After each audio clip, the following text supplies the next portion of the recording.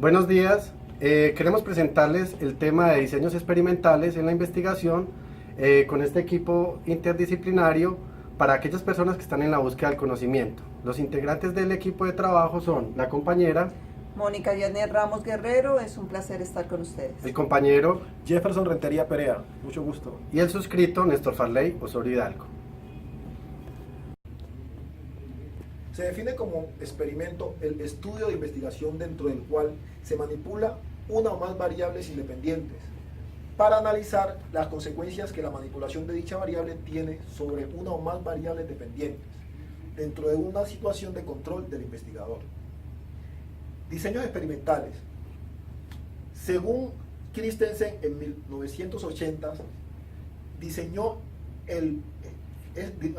es el plan o estrategia concebida para responder a la pregunta de investigación. El diseño experimental señala el camino para alcanzar los objetivos de estudio. Mediante el diseño experimental se responde a los interrogantes planteados y se analiza la certeza de una hipótesis en un contexto particular. Estos diseños experimentales establecen la relación de causa y efecto. Podemos decir que los diseños experimentales tienen ventajas y desventajas. Dentro de las ventajas de los diseños experimentales podemos resaltar las siguientes. Los resultados no son muy debatibles al ser producto del análisis estadísticos. Permite la replicación del experimento y validación de los resultados. En las ciencias físicas, los datos numéricos permiten su fácil manipulación. Las variables y el diseño experimental verdadero suelen proporcionar respuestas concisas de sí o no. Desventajas de los diseños experimentales. No son representativos de las condiciones del mundo real, ya que las condiciones están bajo completo control. El diseño experimental no permite obtener resultados para los psicólogos y biólogos del comportamiento en condiciones experimentales normales. Los experimentos verdaderos son costosos y poco prácticos. Para la física, el diseño es fácil por cuanto no posee muchas variables, a diferencia de las ciencias sociales y las ciencias biológicas, ya que no se pueden excluir otros factores que puedan estar afectando la variable manipulada. Para el adecuado desarrollo de un diseño experimental se deben considerar los siguientes aspectos. La adecuada selección de un marco teórico, la selección apropiada de los sujetos, el uso del procedimiento estadístico correcto, la adecuación, medición de la variable dependiente, el control de las variables asociadas. Objetivos de la investigación experimental. Cuando realizamos una investigación experimental, podemos concebir los siguientes objetivos: predecir fenómenos y explicar algún tipo de casualidad. Creación del diseño. El diseño de investigación experimental está determinado por factores como son la viabilidad, el tiempo, el costo, la ética, los problemas de medición y lo que se quiere o se desea probar. Los diseños bien estructurados resistirán los cuestionamientos y las críticas. Las críticas serán orientadas a las conclusiones. El desarrollarse según los protocolos científicos establecidos y soportados en datos estadísticos válidos. Diseños experimentales.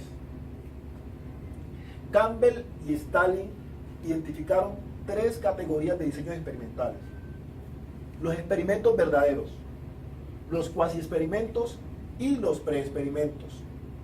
Para nosotros identificar cada una de estas tres clases de experimentos, podemos identificar los siguientes aspectos. Cuando estamos frente a un experimento puros o verdaderos, cuando hay manipulación intencional de una o más variables independientes.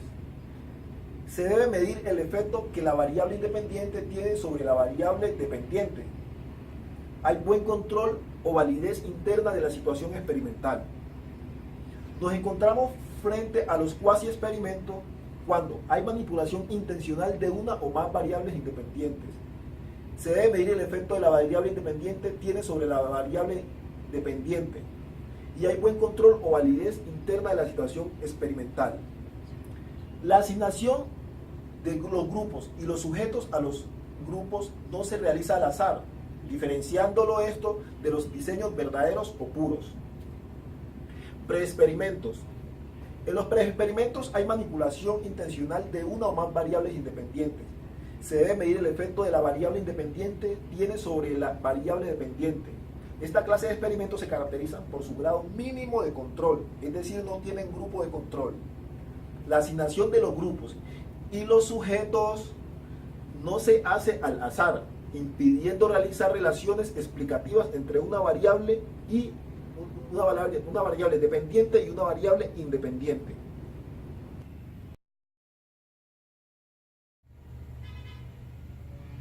A mí me corresponde hablarles sobre los pasos para el desarrollo de un diseño experimental dentro de un proceso de investigación. Son 3 puntos fundamentales: la identificación del problema de investigación, la selección del marco teórico y la selección de los sujetos muestra. Dentro del problema de investigación encontramos que es la selección del tema, el cual es delimitado, y aplicada la operacionalización. Esto quiere decir que es la aplicación de variables medibles que nos arrojarán una conclusión, la cual posteriormente puede ser objeto de crítica. En cuanto al marco teórico, es la recolección documental de la información que será el sustento prácticamente normativo que nos llevará a la conclusión final. Y la selección apropiada de los sujetos muestra, que este es muy importante por cuanto ofrece ventajas y desventajas. Entre las ventajas que nos ofrece el muestreo es que va a ser para una menor inversión tanto de tiempo como de dinero, una mayor precisión del control por ser una muestra pequeña y una manipulación de la estadística del ingreso y análisis por ser también igualmente una muestra pequeña.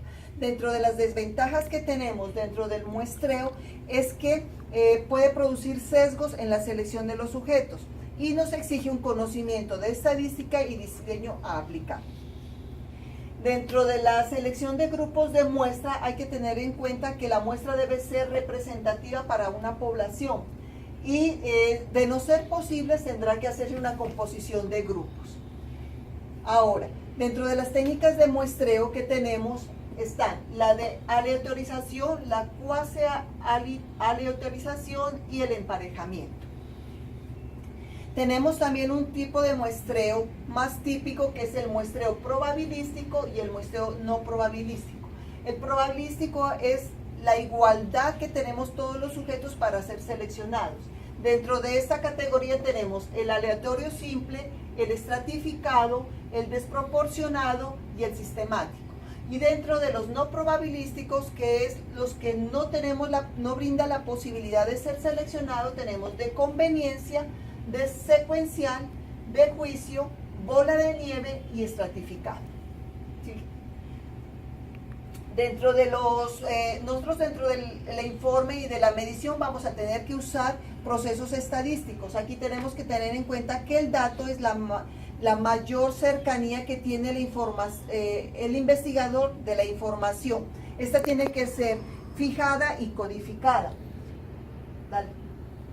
Dentro de esto tenemos que tener observancia de las variables. Hablamos de variable como aquello que vamos a medir, ¿sí? Entonces hablamos de variables independientes, dependientes y extrañas. Las independientes que prácticamente serán los tratamientos que aplicaremos al proceso, las dependientes que serán los resultados medibles y las extrañas más abajo serán las que podrán contaminar la muestra que tenemos porque son ajenas al proceso que vamos a realizar.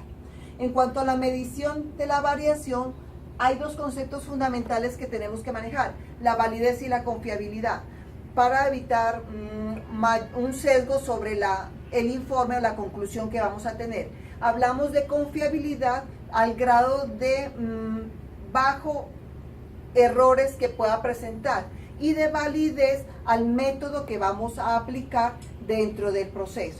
Hablamos de varias técnicas de validez. validez externa, validez interna, validez de prueba, validez de criterio, validez concurrente, validez predictiva, validez contenido, construcción, convergente, discriminante y aparente. Dale.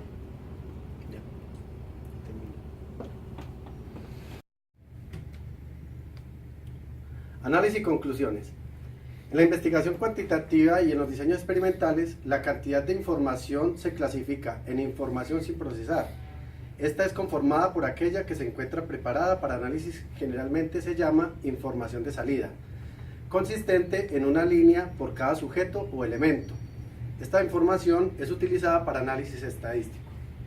El objetivo del análisis es llegar a una conclusión junto con otras observaciones. El investigador puede generalizar los resultados en un fenómeno más amplio si no hay indicativos de variables de confusión que contaminen los resultados.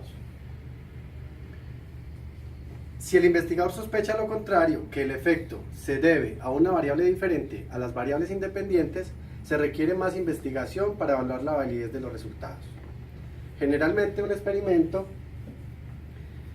es llevado a cabo debido a que el científico quiere saber si la variable independiente tiene algún efecto sobre la variable dependiente. Las variables que correlacionan no son prueba de que existe causalidad. Los experimentos son más a menudo de naturaleza cuantitativa más que cualitativa, por la realización de las manipulaciones y mediciones de las variables independientes sobre las dependientes, aunque a veces las investigaciones cualitativas tienen lugar. Vamos a ver un ejemplo sobre un diseño experimental. Este diseño experimental lo vamos a trabajar con un diseño de factoriales.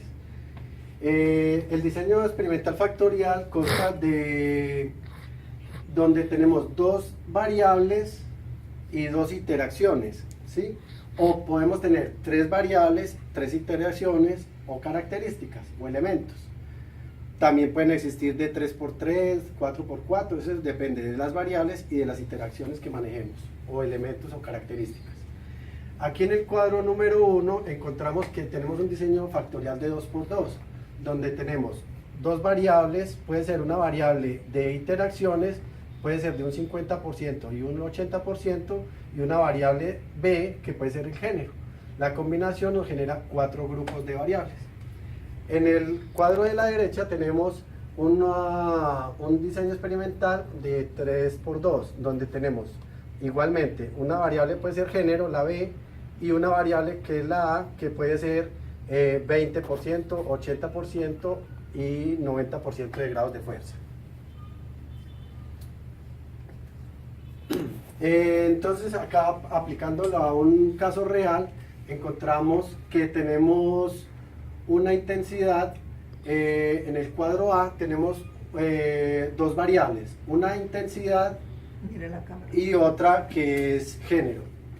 En la variable intensidad manejamos unas interacciones del 20, 50 y 80%, y en la variable género manejamos unas interacciones de hombre y mujer, lo que nos arroja un resultado que nos dice que la variable intensidad produce efectos, mientras que la variable género no produce efectos.